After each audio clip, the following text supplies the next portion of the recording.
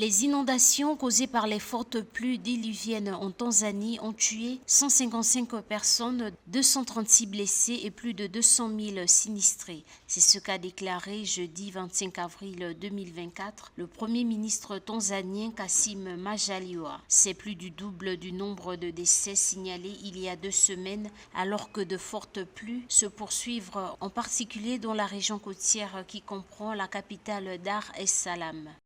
La situation est relativement grave en Tanzanie. C'est le phénomène météorologique El Niño qui frappe entre 2 à 7 ans, notamment dans la sous-région. Je pense que face à ce type de phénomène, il convient incontestablement de le mettre à un niveau régional et d'intégrer les autres pays également qui sont touchés, notamment la Somalie, pour notamment qu'il y ait mutualisation des moyens et des dispositifs d'urgence pour pouvoir reloger et proposer une prise en charge pour les personnes sinistrées. Kassim Majaliwa a averti que ceux qui vivent dans les zones basses de s'installer sur les terrains plus élevés et a exhorté les autorités locales à veiller à ce que les provisions destinées à ceux dont les maisons ont été emportées par les eaux soient distribuées à ceux qui en ont besoin. Selon le Premier ministre, plus de 51 000 foyers ont été touchés. Et par ailleurs, je pense que c'est nécessaire qu'il y ait des fonds, que ce soit au niveau régional et continental, et par ailleurs, bien évidemment, l'aide internationale.